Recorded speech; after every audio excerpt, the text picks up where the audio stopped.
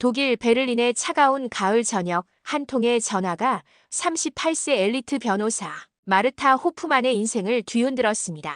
한국 남자와 결혼해서 아이까지 낳았다더군. 3년 전 절연을 선언했던 조카 클라라의 소식이었죠. 그런데 잠깐 한국이라고요? 20년 전 아시아 투자 실패로 뼈아픈 상처를 입었던 마르타에게 한국은 절대 믿을 수 없는 곳이었습니다. 하지만 이상했어요. 왜 마음 한구석이 이렇게 궁금할까요? 결국 그녀는 생애 첫 장기 휴가를 내고 서울행 비행기에 몸을 맡겼습니다.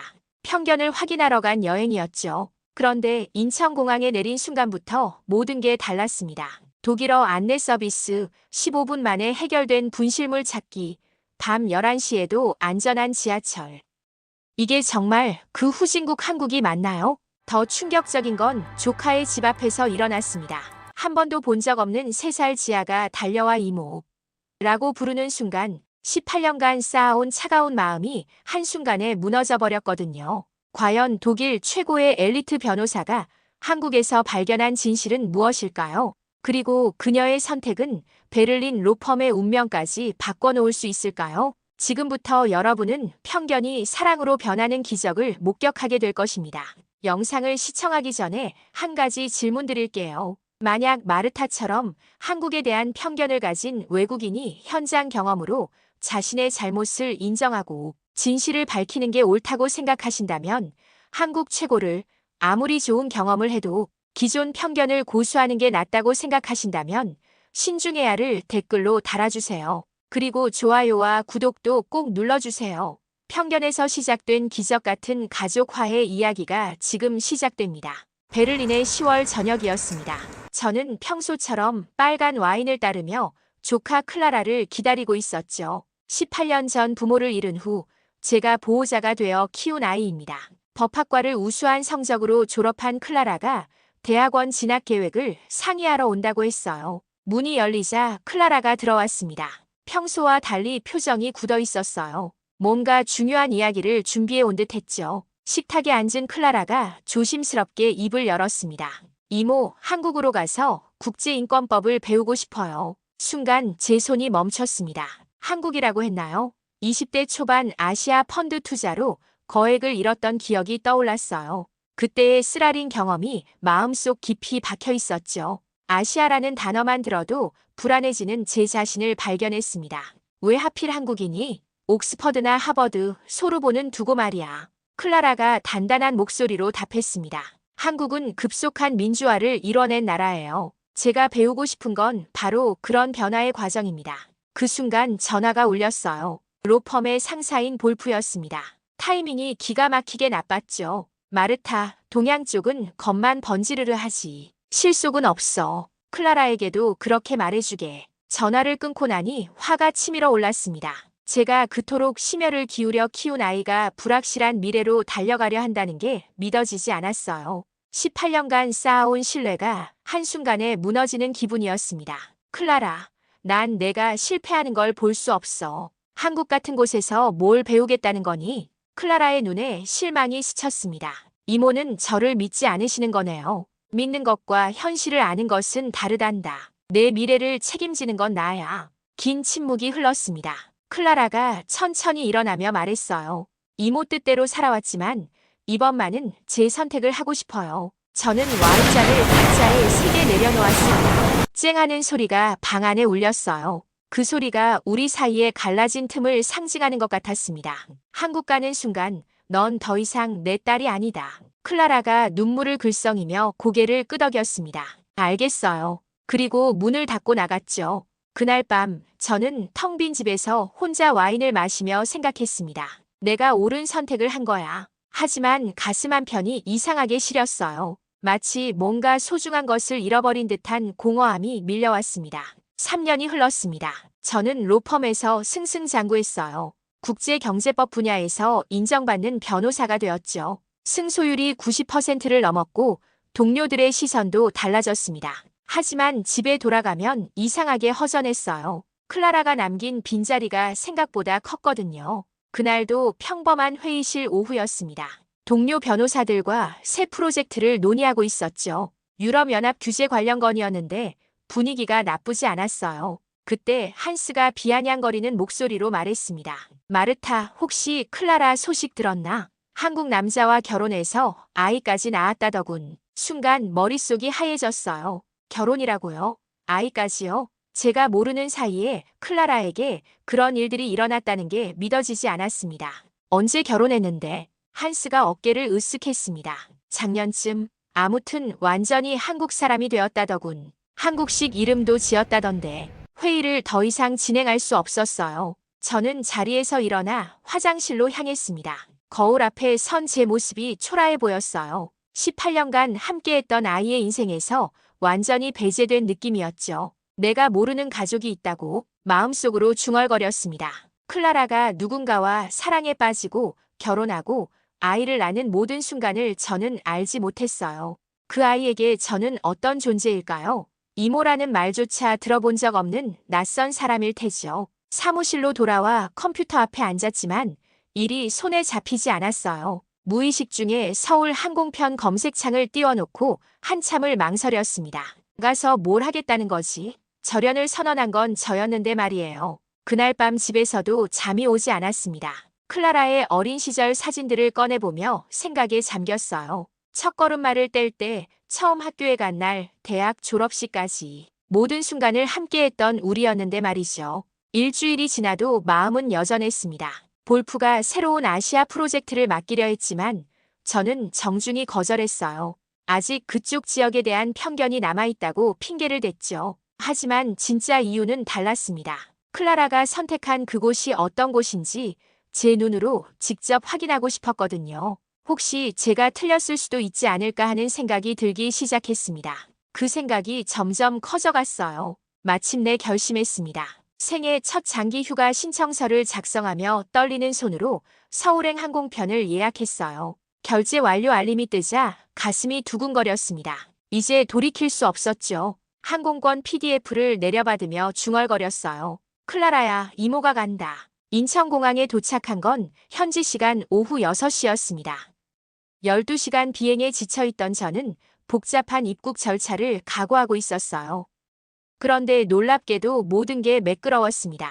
입국 심사대 앞에 서자 직원이 독일어로 인사했어요. 안녕하세요. 독일에서 오셨군요. 깜짝 놀랐습니다. 이런 배려는 처음 경험해봤거든요. 더 놀라운 건 공항에서 시내로 가는 동선이었어요. 지하철 연결이 완벽했습니다. 표지판도 독일어까지 병기되어 있었죠. 제가 어디로 가야 할지 헤맬 틈이 없었어요. 밤 11시가 넘었는데도 지하철은 안전했습니다. 독일에서도 이 시간에 여성 혼자 지하철 타기는 조심스러운데 말이에요. 차량 내부도 깨끗했고 승객들도 질서정연했습니다. 그런데 실수를 했어요. 급하게 내리느라 가방을 선반에 두고 내린 거죠. 한국어를 못하는 제가 어떻게 찾겠어요? 막막했습니다. 영무실을 찾아가 영어로 설명했어요. 직원이 바로 전화를 걸더니 몇 분 만에 해결됐습니다. 지하철 보안관 박태진 씨가 가방을 가져왔어요. 놀라웠던 건 분실 신고부터 찾기까지 15분도 걸리지 않았다는 거죠. 외국인이시군요. 처음 오셨어요? 박 씨가 친절하게 물었습니다. 네, 조카를 보러 왔어요. 아, 가족이 계시는군요. 한국은 어떠세요? 순간 할 말이 없었어요. 겨우 몇 시간인데 벌써 선입견이 흔들리고 있었거든요. 호텔 근처 편의점에 들렀는데 또 한 번 놀랐습니다. 24시간 운영에 없는 게 없었어요. 충전기를 사려는데 점원이 어댑터까지 챙겨줬습니다. 따뜻한 물도 서비스로 주더군요. 독일에서 오셨어요? 힘드셨겠네요. 이런 세심한 배려를 받을 줄 몰랐습니다. 제가 알던 아시아의 모습이 아니었어요. 편견이 얼마나 잘못된 것인지 깨닫기 시작했죠. 호텔방에서 창밖을 내다봤습니다. 서울의 야경이 펼쳐져 있었어요. 네온사인들이 질서 있게 빛나고 늦은 시간인데도 사람들이 안전하게 거리를 걸어 다녔습니다. 이 도시는 내가 아는 아시아가 아니다. 혼잣말로 중얼거렸어요. 20년 전 투자 실패로 품었던 편견이 첫날부터 흔들리고 있었습니다. 공항부터 지하철, 편의점까지 경험한 모든 것이 예상과 달랐어요. 샤워를 하며 생각했습니다. 과연 클라라가 선택한 이곳이 그렇게 나쁜 곳일까? 제가 너무 성급하게 판단한 건 아닐까? 하지만 하루의 경험만으로 3년간의 확신을 바꿀 수는 없었죠. 내일 클라라를 만나면 뭐라고 말해야 할지 걱정됐습니다. 여전히 한국행을 반대하는 마음은 변하지 않았거든요. 하지만 적어도 이곳이 제가 생각했던 것만큼 혼란스럽지는 않다는 걸 인정해야 했어요. 침대에 누우며 마지막으로 생각했습니다. 일단 며칠 더 지켜보자. 다음 날 아침 강남구 아파트 단지 앞에 서 있었습니다. 클라라가 사는 곳이었어요. 3년 만에 보는 조카의 집이라니 가슴이 복잡했습니다. 아파트 입구에서 잠시 망설였어요. 경비실에서 친절하게 안내를 받고 엘리베이터를 타고 올라갔습니다. 복도는 깨끗했고 조용했어요. 독일 아파트와 비슷한 수준이었죠. 1205 앞에 섰습니다. 초인종을 누르기까지 한참을 망설였어요. 과연 클라라가 저를 반겨줄까요? 3년 전 그 차가운 이별 이후로 한 번도 연락하지 않았는데 말이에요. 드디어 초인종을 눌렀습니다. 인터폰 너머로 클라라의 목소리가 들려왔어요. 네, 누구세요? 클라라. 나야, 마르타. 잠시 정적이 흘렀습니다. 그리고 문이 열렸어요. 이모. 클라라가 현관에 서 있었습니다. 예전보다 성숙해진 모습이었어요. 그런데 그 순간 작은 발걸음 소리가 들려왔습니다. 곱슬머리를 한 작은 아이가 클라라 뒤에서 나타났어요. 호기심 가득한 큰 눈으로 저를 바라보더니 갑자기 달려와서 제 다리를 꽉 안았습니다. 이모. 그 한마디에 제 세상이 멈췄어요. 지하였습니다. 한 번도 본 적 없는 아이가 저를 이모라고 부르다니. 클라라가 제 이야기를 해줬다는 뜻이었죠. 눈물이 터져 나왔습니다. 3년간 쌓아둔 차가운 마음이 한순간에 무너져 내렸어요. 작은 아이의 따뜻한 포옹에 모든 방어막이 사라졌습니다. 지아야, 이모가 미안해. 무릎을 꿇고 지아를 안았어요. 아이는 천진하게 웃으며 제 볼에 뽀뽀를 해줬습니다. 클라라가 조심스럽게 말했어요. 들어오세요, 이모. 거실로 들어서니 따뜻한 조명이 반겨줬습니다. 벽에는 지아의 그림들이 붙어 있었고 곳곳에 장난감들이 정리되어 있었어요. 여기가 단순한 도피처가 아니라 진짜 가정이라는 걸 한눈에 알 수 있었습니다.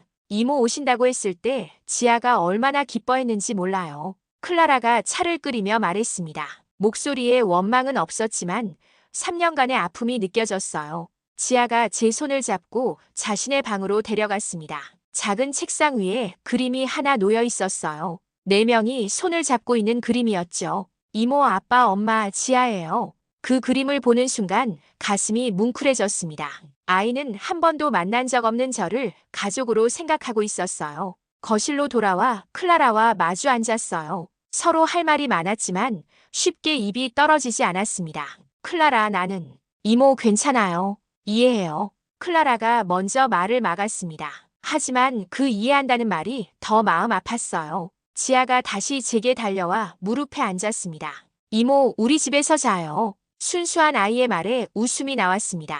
이 따뜻한 공간에서 조카가 새로운 삶을 꾸려가고 있다는 게 더 이상 슬프지 않았어요. 문득 깨달았어요. 여기는 클라라가 도망쳐온 곳이 아니라 진짜 꿈을 찾아온 곳이었다는 것을. 저녁 무렵 현관문이 열리는 소리가 들렸습니다. 클라라의 남편 도연이 퇴근한 것 같았어요. 저는 긴장했습니다. 처음 만나는 매제인데다 제가 3년간 클라라를 아프게 한 사람이잖아요. 여보, 이모님 오셨어. 클라라가 부엌에서 말했습니다. 곧 키가 크고 단정한 남성이 거실로 들어왔어요. 김도현이었습니다.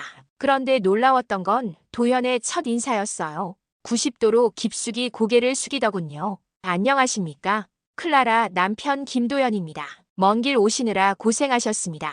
그 정중함에 당황스러웠어요. 저를 원망할 법도 한데 오히려 극진하게 대하는 게 아니겠어요? 독일에서는 보기 힘든 예의였습니다. 식탁에 앉으니 김치찌개, 불고기, 여러 나물 반찬이 정갈하게 놓여 있었어요. 클라라가 한국 음식을 이렇게 잘 만들 줄 몰랐습니다. 도연이 제게 젓가락과 숟가락을 건네며 말했어요. 혹시 이모님께서 쓰신 유럽 안전 프로토콜 논문 읽어봤습니다. 저희 헌법재판소에서도 참고하는 글이에요. 깜짝 놀랐습니다. 제가 5년 전에 쓴 논문을 알고 있다니요. 더 놀라운 건 그걸 한국에서도 참고한다는 사실이었어요. 좋은 제도는 국경이 없다고 생각합니다. 이모님 논문의 시민보호 관점이 특히 인상적이었어요. 도연의 말에 마음이 움직였습니다. 제 전문성을 인정해주는 것도 고마웠지만 그보다 진심이 느껴졌거든요. 지아가 아빠 무릎에 올라가 말했습니다. 아빠, 이모 예뻐요. 그럼 우리 지아 이모님이 제일 예쁘지. 가족의 따뜻한 모습을 보니 가슴이 뭉클했어요. 이런 평범하지만 소중한 일상을 클라라가 만들어가고 있었구나 싶었습니다. 이모님, 김치찌개는 어떠세요? 클라라가 조심스럽게 물었어요. 맛있다. 정말 맛있어. 진심이었습니다. 음식도 맛있었지만 이 식탁의 분위기가 더 따뜻했어요. 도연이 말했습니다. 여긴 법도 식탁 예절도 결국 사람을 지키려는 것들입니다. 이모님께서 쓰신 글처럼 말이죠. 그 한마디가 마음에 깊이 박혔어요. 법을 권력의 도구로만 생각했던 제게 법이 사람을 보호하는 울타리라는 새로운 관점을 제시해 주었거든요. 도연 씨는 어떤 일을 하시나요? 헌법재판소에서 연구관으로 일합니다. 시민의 기본권을 지키는 일이라고 생각해요. 한국의 헌법재판소에 대해서는 들어본 적이 있었어요. 민주화 과정에서 중요한 역할을 했다고 하더군요. 클라라가 끼어들었습니다. 도연 오빠가 정말 자랑스러워요. 시민들을 위해 밤늦게까지 일하거든요. 도연이 겸손하게 웃었습니다. 과찬이세요. 그냥 제 일을 할 뿐이에요. 저녁을 먹으면서 계속 대화를 나눴습니다. 도연의 이야기를 들어보니 한국의 법 체계에 대해 새롭게 알게 되는 게 많았어요. 특히 시민의 권리를 보장하려는 노력들이 인상적이었습니다. 식사를 마친 후 설거지를 하려는데 도연이 말렸어요. 손님이 어떻게 설거지를 하세요? 제가 할게요. 그의 단호한 말에 물러섰습니다. 하지만 기분 나쁘지 않았어요. 오히려 존중받는다는 느낌이었죠. 그날 밤 객실에 누워 생각했습니다. 도연이라는 사람, 그리고 이 가족이 만들어가는 삶이 제가 상상했던 것과 완전히 달랐어요. 다음 날 아침 도연이 제안했습니다. 이모님, 시간 되시면 제 직장을 구경해 보시겠어요? 헌법재판소라니 솔직히 궁금했어요. 한국의 법 체계가 어떻게 작동하는지 직접 보고 싶었습니다. 그래도 될까요? 물론이죠. 견학 프로그램도 있고 이모님 같은 전문가라면 더욱 환영입니다. 헌법재판소에 도착하니 웅장한 건물이 눈에 들어왔어요. 하지만 더 인상적인 건 입구부터 시작되는 투명함이었습니다. 방문자 동선이 명확했고 보안 검색도 정중했어요. 모든 절차가 기록으로 남습니다. 도연이 설명했습니다. 투명성이 우리 제도의 핵심이거든요. 내부를 둘러보니 놀라웠어요. 모든 회의실에 번호가 있고 사용 내역이 로그로 남았습니다. 문서 보관도 체계적이었죠. 독일과 비교하면 어떠세요? 솔직히 말하면 더 체계적인 것 같네요. 도연이 미소 지었습니다. 제도는 완벽하지 않지만 계속 개선하려고 노력하고 있어요. 오후에는 공익 변호사 박윤서 씨와 만났습니다. 클라라의 동료였어요. 윤서 씨가 안내해준 곳은 다언어 민원센터였습니다. 외국인들도 모국어로 민원을 신청할 수 있어요. 윤서 씨가 설명했습니다. 독일어도 지원됩니다. 실제로 독일어 상담 창구에서 직원이 능숙하게 독일어로 응대하는 걸 봤어요. 놀라웠습니다. 언어 장벽 때문에 권리를 포기하는 일이 없어야 한다고 생각해요. 민원 처리 과정도 인상적이었어요. 원스톱으로 여러 부처가 연계되어 있었고 처리 현황을 실시간으로 확인할 수 있었습니다. 제보자 보호는 어떻게 하나요? 제가 물었어요. 익명신고 시스템이 있고 신분 노출 방지 장치도 마련되어 있습니다. 윤서 씨의 설명을 들으며 메모했습니다. 절차 보호막이라고 적었어요. 법이 권력자를 위한 게 아니라 약자를 지키기 위해 존재한다는 걸 실감했습니다. 독일에서는 어떤가요? 윤서 씨가 되물었어요. 비슷하지만 이렇게 다언어 지원은 부족한 편이에요. 각 나라마다 고민이 다르죠. 우리는 다문화 사회로 빠르게 변하고 있어서 이런 시스템이 필요했어요. 돌아가는 길에 도연이 말했습니다. 어떠세요? 한국의 법 체계가 생각보다 훨씬 정교하네요. 특히 시민 보호에 초점을 둔 부분이 인상적이에요. 그때 제 휴대전화에 메시지가 왔어요. 로펌의 볼프였습니다. 보고서는 원한대로, 한국 미화는 금지. 순간 기분이 나빠졌어요. 제가 경험한 건 미화가 아니라 사실이었거든요. 도연이 제 표정을 눈치챘나 봐요. 괜찮으세요? 네, 괜찮아요. 하지만 마음속으로는 결심하고 있었습니다. 이번 경험을 정확히 기록해야겠다고 말이에요. 편견이 아닌 사실에 기반해서 말입니다. 그날 밤 호텔에서 노트를 정리했어요. 절차의 투명성, 다언어 접근성, 시민 중심 서비스, 이 모든 게 한국에서 실제로 작동하고 있었습니다. 제 눈빛이 단단해졌어요. 이제 진실을 말해야 할 때였습니다. 한국 체류 마지막 날 클라라가 특별한 제안을 했습니다.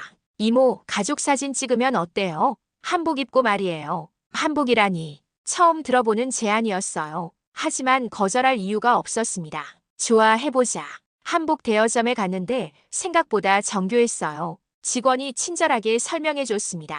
어머님께는 이 색상이 잘 어울리실 것 같아요. 차분하면서도 품위 있는 느낌이죠. 거울 앞에 선 제 모습이 낯설었어요. 평소 정장만 입던 제가 한복을 입으니 전혀 다른 사람 같았습니다. 색깔도 예뻤고 옷 자체가 주는 우아함이 있었어요. 이모 정말 예뻐요. 지아가 박수를 쳤습니다. 클라라와 도연도 한복을 입었어요. 가족이 모두 같은 스타일로 옷을 맞춰 입으니 묘한 일체감이 느껴졌습니다. 사진관에 도착하니 매니저 장혜인 씨가 맞아줬어요. 가족 사진이시군요. 정말 아름다우세요. 자, 그럼 포즈를 잡아볼까요? 카메라를 보지 마시고 서로를 봐주세요. 서로를 보라는 말이 마음에 와닿았어요. 카메라가 아니라 가족을 보는 거죠. 지아가 제 품에 안겼고 클라라와 도연이 양옆에 섰습니다.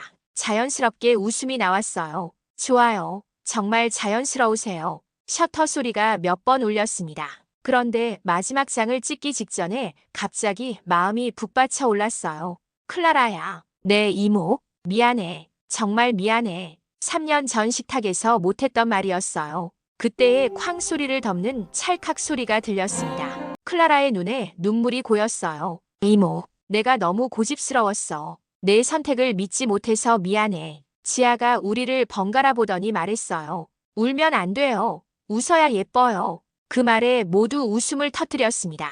장혜인 씨가 그 순간을 놓치지 않고 셔터를 눌렀어요. 완벽해요. 정말 아름다운 가족 사진이 나올 것 같아요. 한복을 벗으며 클라라와 이야기했습니다. 이모, 정말 괜찮아요. 이해해요. 아니야, 괜찮지 않아. 내가 틀렸어. 이모도 저를 걱정해서 그런 거잖아요. 걱정이 아니라 편견이었어. 한국에 대해, 내 선택에 대해 잘못 생각했지. 사진을 받으러 가는 길에 액자도 주문했어요. 한 장은 서울 집에, 한 장은 베를린 제 집에 두려고요. 다음에는 더 자주 찍자. 제가 말했습니다. 정말요? 그럼. 지아 돌잔치도 놓쳤는데 앞으로는 모든 순간을 함께하고 싶어. 클라라가 제 팔짱을 끼며 말했어요. 고마워요, 이모. 그날 저녁 지내상에서 이 한복 사진이 우리 가족의 새로운 시작이 될 것 같다고. 3년의 공백을 메우는 첫 번째 추억이 될 거라고요. 베를린으로 돌아가는 비행기에서 사진을 다시 봤습니다. 한복을 입은 우리 가족의 모습이 정말 아름다웠어요. 진짜 가족이 된 기분이었어요. 베를린 공항에 내린 순간 다른 사람이 된 기분이었습니다. 일주일 전에 저와는 완전히 달라져 있었어요. 가방 속 한복 사진이 그 변화를 증명하고 있었죠. 로펌에 출근한 첫날 동료들이 물어봤습니다. 어땠어요, 한국? 예상한 대로였나요? 아니요. 완전히 달랐어요. 회의실에서 볼프가 기다리고 있었습니다. 한국 출장 보고를 해달라는 거였어요. 자, 마르타. 한국 상황이 어땠나? 역시 거칠애 뿐이었지. 저는 준비해온 자료를 펼쳤습니다. 아닙니다. 한국은 작지만 강했고 무엇보다 사람을 지키는 제도가 작동했습니다. 볼프의 표정이 굳어졌어요. 공항부터 지하철, 민원센터까지 모든 시스템이 시민 중심으로 설계되어 있었습니다. 다언어 지원, 원스톱 서비스, 투명한 기록 관리까지 말이에요. 동료 한스가 비웃듯 말했습니다. 마르타, 일주일 구경으로 뭘 알겠어요? 결국 서구 시스템을 모방한 거 아닌가요? 그 말에 화가 났어요. 모방이 아닙니다. 그들만의 방식으로 발전시킨 거예요. 헌법재판소의 투명성, 공익 변호사들의 헌신, 무엇보다 가족을 소중히 여기는 문화까지. 이 모든 게 하나로 연결되어 작동하고 있었어요. 볼프가 끼어들었습니다. 마르타, 감정적으로 판단하지 말게. 조카를 만나서 기분이 좋았을 수도 있고 감정이 아닙니다. 사실입니다. 제가 단호하게 말했어요. 그럼 보고서에 그렇게 쓸 건가? 네. 제가 경험한 사실을 정확히 기록하겠습니다. 회의가 끝난 후 보고서를 작성했어요. 한국의 원스톱 민원 시스템, 기록 투명성, 생활 안전 인프라를 구체적인 사례와 함께 정리했습니다. 그날 밤 집에서 클라라에게 영상 통화를 걸었어요. 이모, 잘 도착하셨어요? 응, 잘 왔어. 사진 액자는 벌써 걸었어. 거실 벽에 걸린 한복 가족 사진이 보였어요. 지아가 화면에 나타나 손을 흔들었습니다.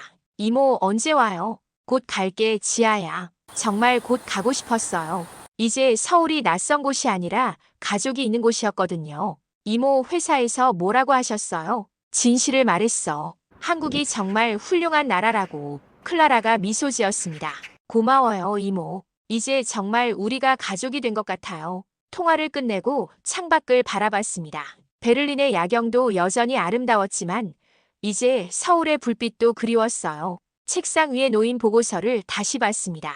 한국 법제도 및 사회 인프라 현황 분석이라는 제목이 적혀 있었어요. 그 안에는 제 편견을 깨뜨린 모든 경험이 담겨 있었습니다. 마지막 문장을 다시 읽어봤어요. 나는 오늘 알았다. 정의는 사랑에서 시작하고 사랑은 함께 사는 제도에서 완성된다는 것을. 이제 저도 확신할 수 있었습니다.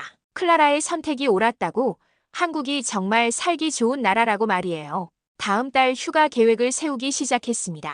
이번에는 지아의 4번째 생일을 함께 축하해주고 싶었거든요. 마르타의 이야기는 여기서 끝이지만 한국의 진짜 이야기는 지금도 계속되고 있습니다. 편견을 깨고 진실을 발견하는 용기, 그리고 가족을 향한 사랑이 얼마나 강력한지 보셨죠? 여러분도 마르타처럼 열린 마음으로 세상을 바라보시길 바랍니다. 오늘 이야기가 도움이 되셨다면 좋아요 버튼을 눌러주시고 더 많은 감동 실화를 보고 싶으시다면 구독과 알림 설정까지 부탁드려요. 다음에도 더욱 감동적인 이야기로 찾아뵙겠습니다. 시청해주셔서 감사합니다.